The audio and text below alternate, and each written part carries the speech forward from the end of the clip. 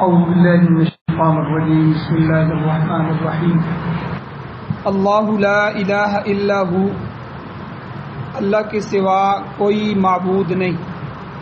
الحی القیوم، وہ زندہ ہے اور القیوم قائم رکھنے والا ہے۔ لا تأخذہ سنۃ ولا نوم، نہیں پکڑتی اس اللہ کو اونگ اور نہ نیند، نہ ہی اللہ کو نیند آتی ہے نہ ہی اونگ آتی ہے۔ لہو ما فی السماوات و ما فی الارض، اسی کے لیے ہے، اسی کا ہے جو کچھ آسمانوں میں ہے اور جو کچھ زمین میں ہے۔ من ذا الذی یشفع عندہ الا باذنہ، کون ہے جو اس کے سامنے سفارش کر سکے؟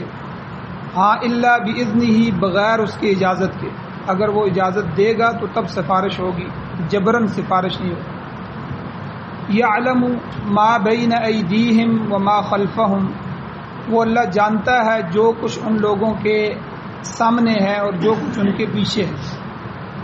ولا یحیطون بشیء، اور نہیں وہ لوگ احاطہ کر سکتے کچھ بھی من علمہ، اس اللہ کے علم سے، الا بما شاء، ہاں مگر جتنا وہ چاہے، جتنا کسی کو اللہ علم دینا چاہے اتنا دے سکتا ہے، ورنہ کوئی اس کے علم کا احاطہ نہیں کر سکتا۔ وسع کرسیہ السماوات والارض، وسیع ہے اس کی کرسی آسمانوں اور زمین سے۔ ولا یؤودہ حفظہما، اور نہیں تھکاتی اس کو ان دونوں کی حفاظت کرنا، زمین اور آسمان کی حفاظت اللہ کو تھکاتی نہیں ہے۔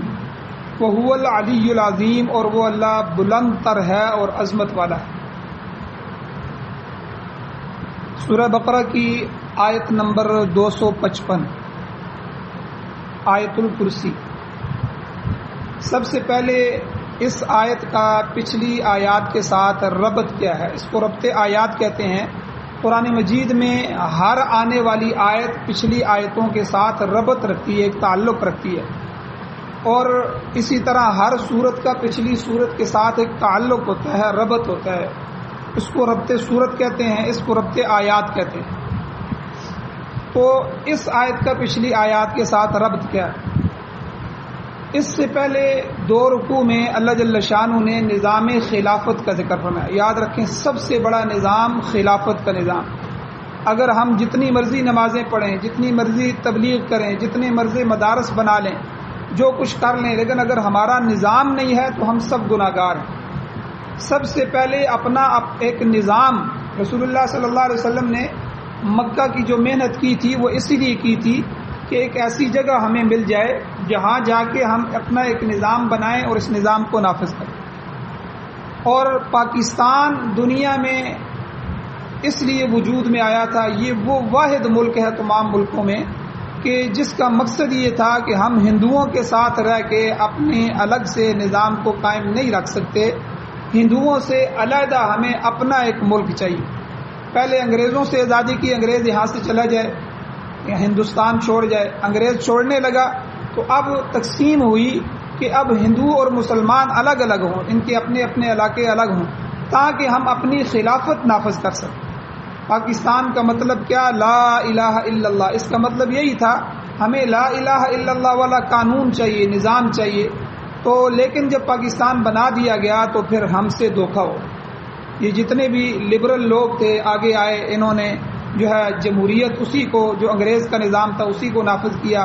یہ کرتے ہیں، وہ کرتے ہیں، آج کرتے ہیں، کل کرتے ہیں، اچھا یہ ہوگا وہ ہوگا، کرتے کرتے جو ہے آج اتنے سال ہو گئے ہیں، آج تک پاکستان میں جو ہے بلکہ آزادی جو ہے لبرلزم وہ بڑھ رہا ہے، اور اسلام کو اس کے سامنے آڑ سمجھا جا رہا ہے کہ یہ اسلام ہمارے رستے میں ترقی کے لیے رکاوٹ بن رہا ہے۔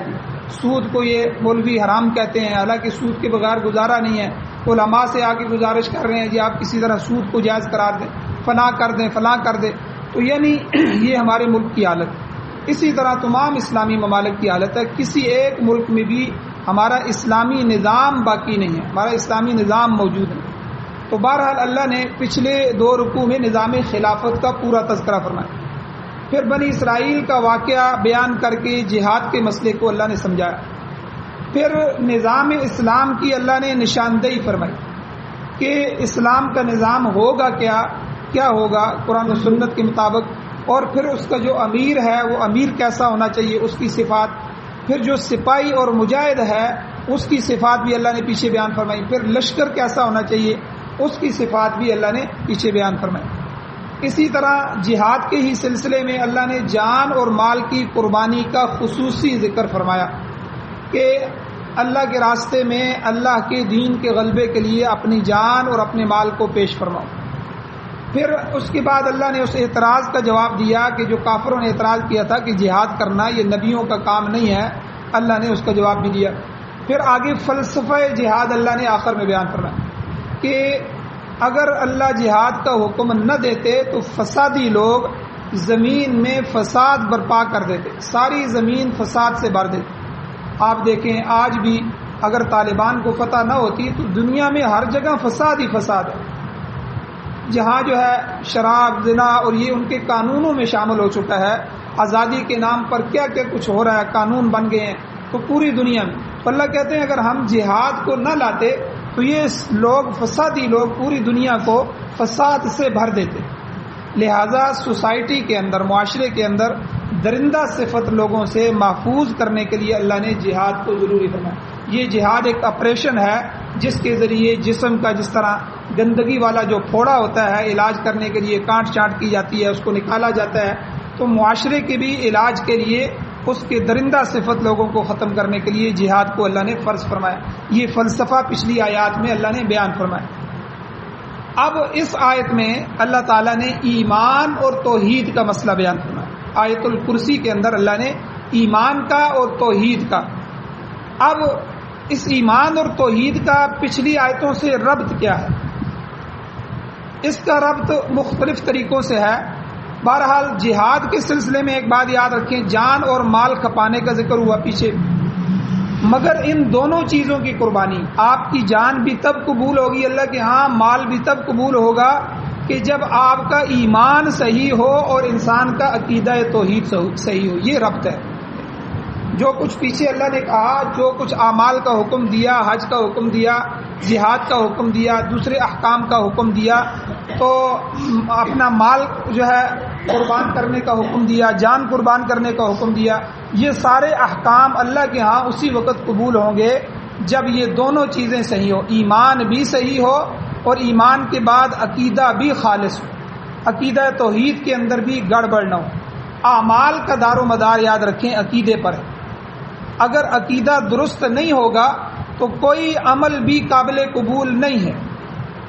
عقیدہ توحید کے بغیر پہاڑ جتنے اعمال بھی ہوں تو وہ سود محض ہیں، بے سود ہیں، ان کا کوئی فائدہ نہیں ہے، ان کی حیثیت اللہ کے ہاں راکھ اور غبار سے بھی زیادہ نہیں۔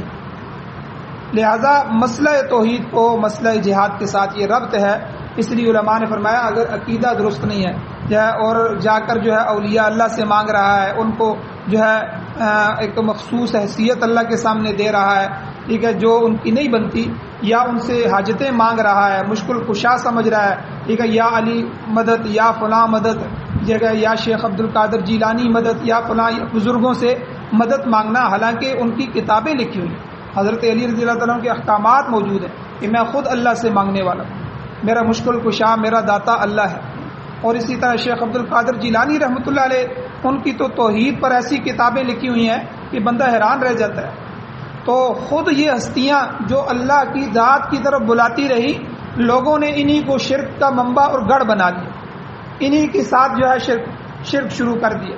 تو بہرحال اگر عقیدہ توحید کی جو ہے اندر گڑبڑ ہوگی تو 100 حج بھی بندہ کر لے، ساری زندگی بھی نمازیں پڑھتا رہے، اور اسی طرح سارے کے سارے اعمال کرتا رہے، تلاوت کرتا رہے، اشراق پڑھتا رہے، جو مرضی کرتا رہے، اگر توحید کے اندر گڑبڑ ہوئی، شرک ہوا، اللہ کی ذات کے ساتھ، اللہ کی صفات کے اندر اگر کسی دوسری ہستی کو شریک ٹھہرایا تو اس کی یہ سارے اعمال عقارت چلے جائیں گے، ضائع چلے جائیں گے، اللہ کے ہاں ان کا درجہ راکھ اور غبار جتنا بھی نہیں۔ تو بہرحال اس سے پہلے بنی اسرائیل کے واقعے کے ضمن میں نظام خلافت بھی سمجھا دیا گیا اور اس بات کی وضاحت بھی کر دی گئی کہ اقتدار کا حقیقی مالک خلیفہ نہیں ہوتا، اللہ نے خلیفہ تو مقرر کیا ہے لیکن خلیفہ جو ہے خلیفۃ اللہ خلیفۃ الرسول یہ دو گزرے ہیں. خلیفۃ اللہ تو انبیاء ہیں. سب سے پہلے اللہ کے خلیفہ حضرت آدم علیہ السلام، حضور علیہ الصلوۃ والسلام تک کم و بیش 1,24,000 انبیاء یہ سارے خلیفۃ اللہ تھے، اللہ کے خلیفہ تھے، اللہ کے نائب تھے. ٹھیک ہے.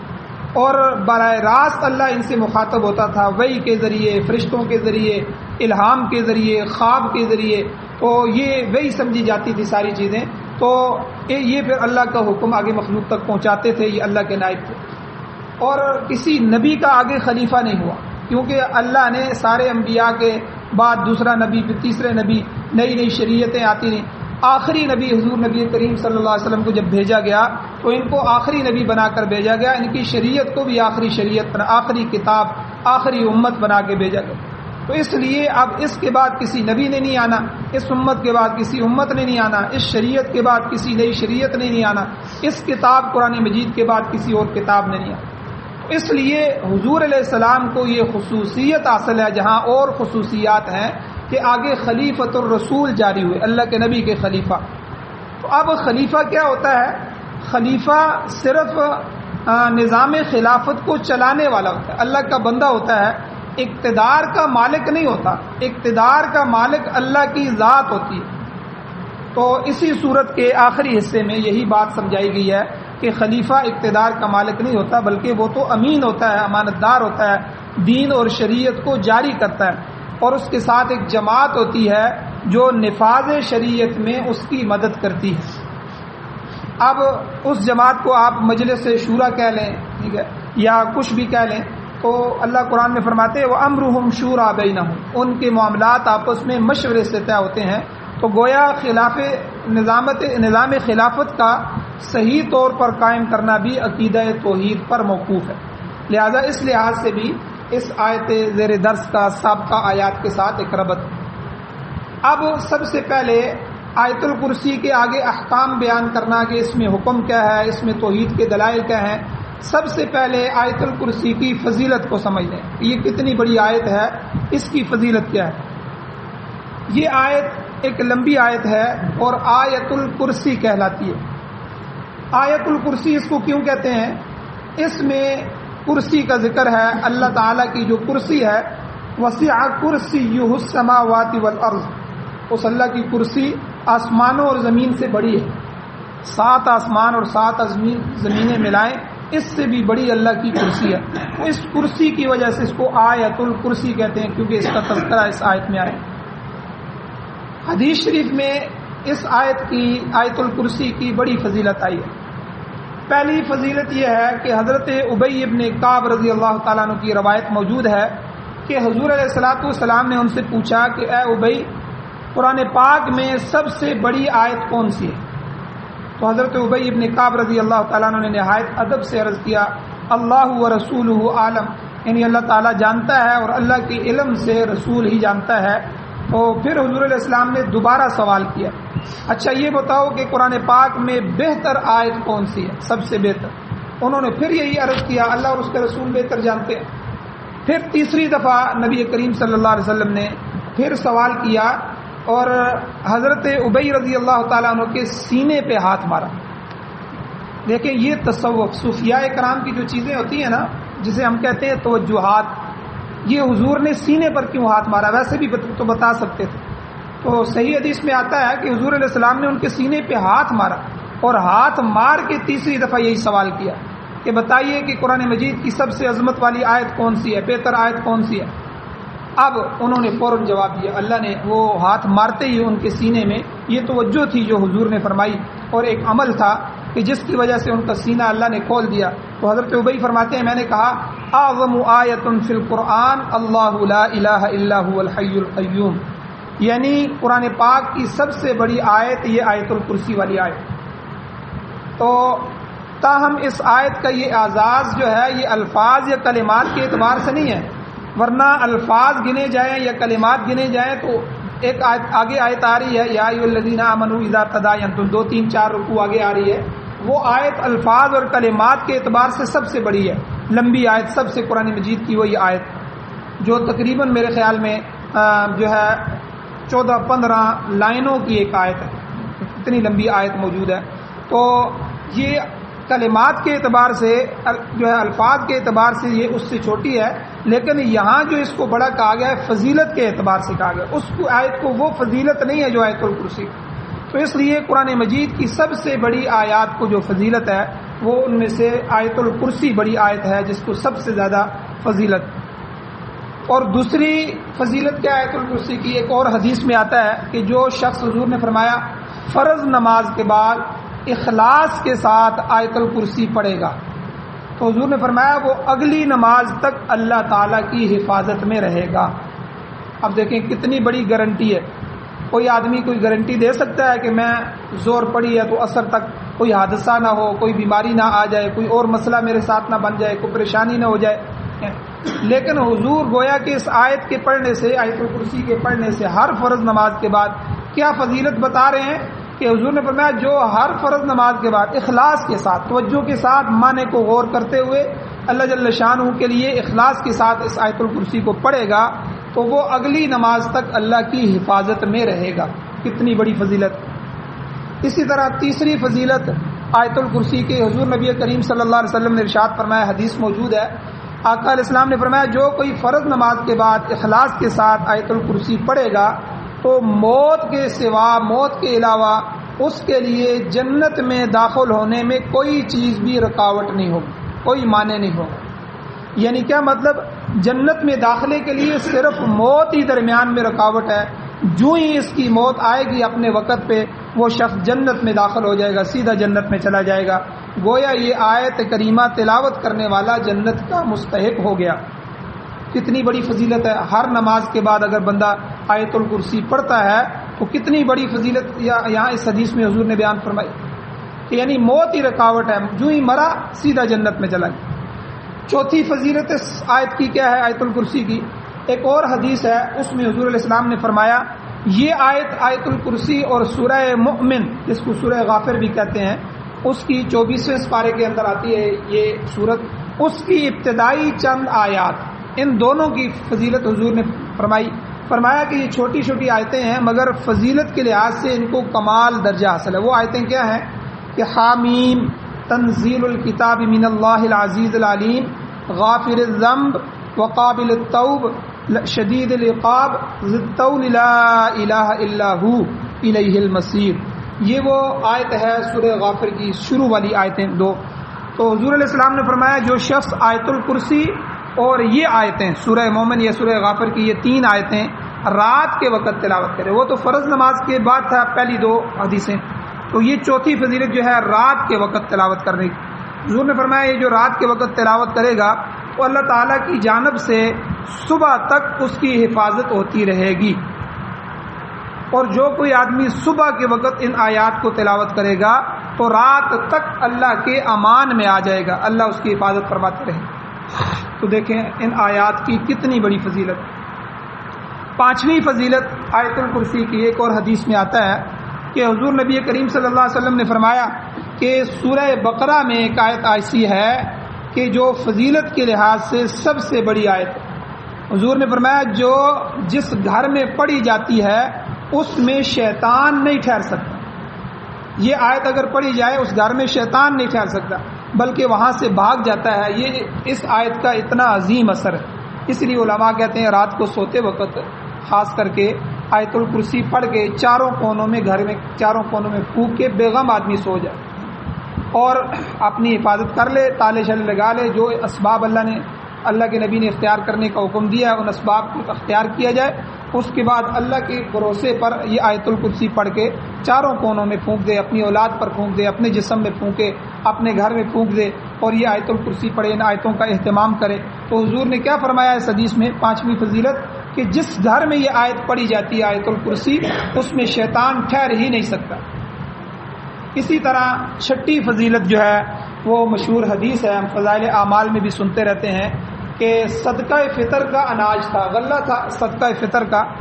اب اس کی حفاظت کے لیے حضور علیہ الصلوۃ والسلام نے فرمایا کہ اس کی حفاظت کون کرے گا. تو صحابہ میں سے حضرت ابو ہریرہ رضی اللہ تعالیٰ عنہ کی ذمہ داری حضور نے لگائی کہ آپ نے ساری رات اس کی حفاظت کرنی ہے، تو رات کو آپ نے پہرا دینا ہے.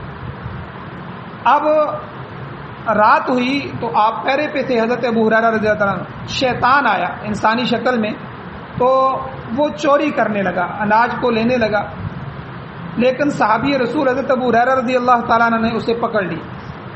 اب وہ منتیں کرنے لگا, خوشامد کرنے لگا. اب حضرت ابو ہریرہ رضی اللہ عنہ نے چھوڑ دیا, چلو کوئی بات نہیں, چھوڑ دیا.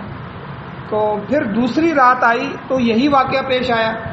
پھر وہ بدبخت آیا انسانی شکل میں, تو آپ نے شیطان کو پھر دبوچ لیا, پکڑ لیا.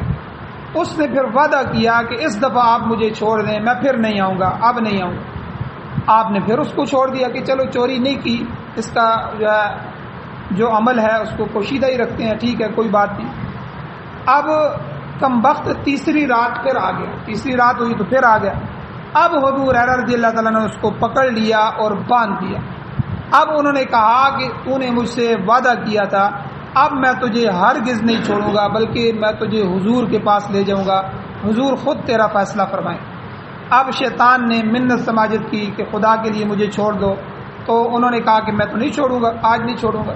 تو اس نے کہا کہ چلو میں تمہیں ایک بات بتاتا ہوں جس میں تمہارا بڑا فائدہ ہے, تم مجھے چھوڑ دو. انہوں نے کہا کہ ٹھیک ہے بات بتاؤ.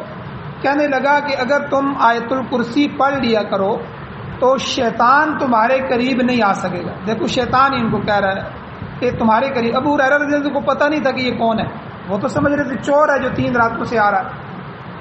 اب انہوں نے کہا, اس شیطان نے کہا کہ اگر تو آیت الکرسی پڑھے گا تو شیطان تو آپ کے قریب نہیں آئے گا, اللہ تمہاری حفاظت کریں گے. اب انہوں نے چھوڑ دیا, وہ چلا گیا. لیکن اب تیسری رات جب صبح ہوئی تو حضرت ابو ہریرہ رضی اللہ تعالیٰ نے سارا معاملہ لے کے حضور کے پاس رسے. حضور اس طرح پہلی رات ایک آدمی آیا تھا, تو اس طرح میں نے اس کو پکڑ لیا, اس نے منت سماجت کی, چھوڑ دیا. دوسری رات آیا, پھر اس نے وعدہ کیا, پھر میں نے چھوڑ دیا. تیسری رات آیا تو اس کو میں نے باندھ دیا, میں چھوڑ نہیں رہا تھا. تو اس نے مجھے ایک عجیب بات بتائی. تو اس نے کہا کہ یہ آیت الکرسی پڑھ لیا کرو تو شیطان تمہارے قریب نہیں آئے گا, اللہ حفاظت کریں گے. تو حضور نے فرمایا ابو ہریرہ تمہیں پتہ تھا وہ کون ہے؟ میں نہیں, وہ تو ایک چور تھا.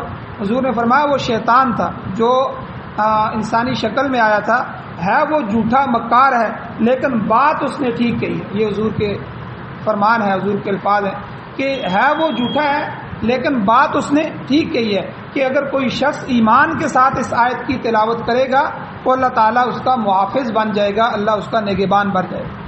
تو یہ 6 فضائل میں نے آپ کے سامنے آیت الکرسی کے رکھے ہیں. تو بہرحال اس آیت پاک کو بڑی فضیلت حاصل ہے, لہذا ہر مسلمان کو چاہیے کہ وہ اسے ورد زبان بنا لے.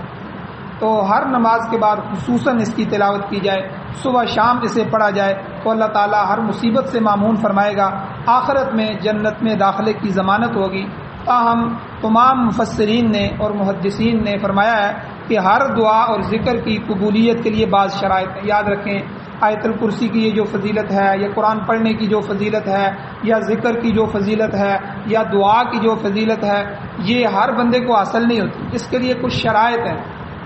یہ جو فضائل ہمیں حاصل ہو رہے ہیں اور ہونے چاہیے, اس کے لیے کچھ شرائط مفسرین محدثین نے لکھی ہیں کہ صرف دعا پڑھ لینے سے یا ذکر کر لینے سے درجہ قبولیت تک نہیں پہنچ جاتا, بلکہ اس کے لیے کچھ چیزیں ضروری ہیں. سب سے پہلے جو دعا گو ہے, دعا کرنے والا, فرائض کا تارک نہ ہو. یاد رکھیں جو ذکر کرنے والا ہے, کرسی پڑھنے والا, جو ان کے فضائل چاہتا ہے, فرائض کا تارک نہ. اللہ تعالیٰ نے نماز فرض کیا ہے, نماز کو چھوڑنے والا, روزہ فرض کیا ہے, حج فرض کیا ہے, دوسرے فرائض ہیں, واجبات ہیں, ان کا تارک نہ ہو, ان کو ترک کرنے والا, چھوڑنے والا نہ ہو.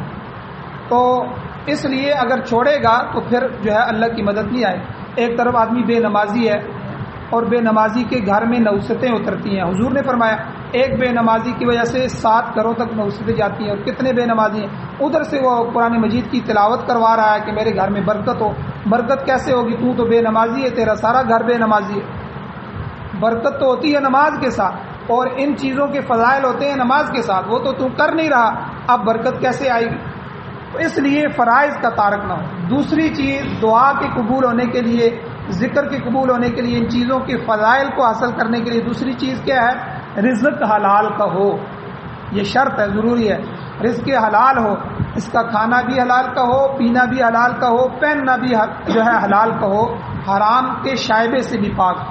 حضور نے ایک حدیث میں فرمایا کہ بہت سے لوگ ہیں لمبے لمبے ہاتھ کرتے ہیں، روتے ہیں، چیخ چلا کے اللہ سے دعا کرتے ہیں، اے اللہ یہ کر لو، اے اللہ یہ ہمارے ساتھ کر لو، لیکن ان کا کھانا بھی حرام کا، ان کا پینا بھی حرام کا، ان کا پہننا بھی حرام کا، تو اللہ کیسے ان کی دعا کو قبول کرے؟ تو اس لیے ان سب کی چیزوں کے حاصل کرنے کے لیے جو ہے دوسری شرط کیا ہے کہ رزق حلال ہے، اور اسی طرح تیسری شرط یہ ہے کہ انسان حتی الامکان امر بالمعروف نہی عن المنکر کرتا رہے، جتنا کہہ سکتا ہے اپنی اولاد کو بھی کہے، اپنے بھائیوں کو بھی کہے، اپنے گھر والوں کو بھی کہے، اچھی بات کا حکم کرتا رہے، برائی سے روکتا رہے۔ تو اسی طرح چوتھی چیز کیا ہے کہ ترمذی شریف کی حدیث ہے، اس میں آتا ہے حضور نے فرمایا ان اللہ لا يقبل دعاء عن قلب غافل، اللہ تعالیٰ غافل دل کی دعا قبول نہیں کرتا۔ جب کوئی بندہ دعا کرے تو نہایت خشوع اور خضوع سے دعا کرنی چاہیے خدا کی بارگاہ میں۔ ایسی دعا نہیں قبول ہوتی جو دل کی گہرائیوں سے نکلنے کی بجائے محض زبان کی حرکت تک محدود رہے۔ ہم کیا کرتے ہیں، ہماری یہی حالت ہے، نماز میں جو ہی نماز پڑھی بس ادھر دیکھ رہے ہیں ادھر دیکھ رہے ہیں، اس طرح کر دیا، اور مولوی صاحب نے صرف 4 کلمات زیادہ دعا کے کہہ دیے تو کئی لوگ آ کے کہتے ہیں جی دعا بڑی لمبی کرتے ہیں، نماز بڑی مشکل سے پڑھتے ہیں۔ حالانکہ دعا کو حضور نے الدعاء مخ العبادہ کا، عبادت کا مغز ہی، اصل چیز ہی دعا ہے۔ آپ نے اللہ کو راضی کر لیا نماز پڑھ کے، اب اللہ سے مانگو بھی نا، اصل تو مانگنا ہے۔ تھوڑی سی تلاوت کرو تو اللہ سے مانگو، 2-4 رکعت نفل پڑھے تو فوراً اللہ سے مانگو، ذکر کر رہے ہو تو اللہ سے مانگو، قربانی کی ہے تو اللہ سے مانگو، صدقہ دیا تو صدقے کے بعد دعا نہیں کرو گے، اب صدقے سے تو اللہ کو راضی کر، جو مانگنا ہے اب اس سے اللہ سے مانگو، اصل تو دعا ہے، دعا عبادت کا مغز ہے۔ اب دعا میں ہماری کیا حالت ہوتی ہے یا ہم خود جو ہے اس کا اندازہ لگائیں۔ مجھے ایک واقعہ یاد آ گیا، یہ جو انضمام الحق وغیرہ ہیں کرکٹر جو ہمارے، یہ سب سے پہلے جب تبلیغ میں لگے، دعوت کے کام میں آئے، تو یہ رائے ونڈ سے جب 4 مہینے کے لیے جانے لگے تو مولانا جمیل صاحب جو رائے ونڈ کے امام تھے رحمۃ اللہ علیہ، فوت ہو گئے، حضرت جب زندہ تھے تو یہ ان کے پاس آئے، ان کو کہا کہ حضرت میں 4 مہینے کے لیے جا رہا ہوں، میں کیا سیکھ کے آؤں، نماز سیکھوں کیا سیکھوں؟ حضرت نے فرمایا کہ بھائی آپ دعا سیکھ کے آئیں۔ وہ حیران ہو گیا کہ بھائی دعا مانگنا بھی کچھ سیکھنا ہے، وہ تو بندہ ہاتھ اٹھائے اور مانگ لے۔ فرمایا نہیں، تم 4 مہینے میں صرف دعا سیکھ کے آنا، اللہ سے مانگنا تمہیں آتا ہو جب واپس آؤ۔ تو کیا مطلب کہ پہلے 1 منٹ کے لیے دعا مانگو، پھر 2 کے لیے، پھر آہستہ آہستہ 4 مہینے میں کرتے کرتے جب تم واپس آؤ تو کم از کم آدھا گھنٹہ رونے دھونے کے ساتھ، اخلاص کے ساتھ اللہ سے مانگنا تمہیں آ گیا ہو۔ آج تو نہ ہم مانگنا سیکھتے ہیں، نہ اپنے بچوں کو مانگنا سکھاتے ہیں، نہ ہمیں پتہ ہے دعا ہے کیا اور دعا مانگنے کا طریقہ کیا ہے۔ تو اس لیے چوتھی شرط دعا میں یا ان چیزوں کے فضائل کو حاصل کرنے میں جو ہے دل غافل نہ ہو، غافل دل کی دعا اللہ قبول نہیں کرتا۔ تو بہرحال اس آیت کے اندر جو تشریح ہے انشاءاللہ کل کے درس میں بیان کی جائے گی۔ آج کے درس میں اس کا ربط آیات تھا اور جو فضائل ہیں اس آیت الکرسی کے وہ بیان ہوئے ہیں۔ اللہ جل شانہ سے دعا ہے اللہ ہمیں عمل کی توفیق عطا فرمائے۔ آمین۔ الحمدللہ رب العالمین والعاقبۃ للمتقین والصلاۃ والسلام علی رسولہ النبی الامی الکریم۔ اللهم ربنا آتنا في الدنيا حسنة وفي الآخرة حسنة وقنا عذاب النار رب اغفر وارحم وأنت خير الراحمين۔ یا اللہ ہماری کمیوں کوتاہیوں کو معاف فرمائیے، درگزر فرمائیے، صغیرہ کبیرہ گناہوں کو معاف فرمائیے۔ یا اللہ خاتمہ ایمان پر فرمائیے، قرآن و سنت سے محبت نصیب فرمائیے، قرآن و سنت کو پڑھنا پڑھانا سننا سمجھنا سمجھانا، اس کی تبلیغ اشاعت کرنا، اس کو نافذ کرنا یا اللہ ہمارے مقدر اور نصیب میں فرمائیے، ہماری اولاد و نسلوں کو اس کی خدمت کے لیے قبول فرمائیے۔ یا اللہ اپنے اس نظام کو دنیا کے سارے باطل نظاموں پر غالب فرمائیے۔ یا اللہ وہ بہاریں، وہ اسلام کی بہاریں، امارت اسلامیہ شریعہ کی بہاریں ہمیں نصیب فرمائیے۔ یا اللہ ہر طرح کے ظلم سے، ہر طرح کی بغاوت سے، ہر طرح کے گناہ سے ہمیں محفوظ فرمائیے۔ یا اللہ جو ایمان کے حالت سے اس دنیا سے جا چکے ہیں ان سب کی بخشش فرمائیے، مقروضوں کے قرضوں کی یا اللہ پاسداری فرمائیے، ان کو پورا کرنے کا نظام پیدا فرمائیے۔ یا اللہ غیب کے خزانوں سے مدد و نصرت پر بندوبست فرمائیے۔ یا اللہ جو پریشان حال ہیں ان کی پریشانیوں کو دور فرمائیے۔ صلی اللہ تعالی علی خیر خلقہ محمد و آلہ و اصحابہ اجمعین برحمتک یا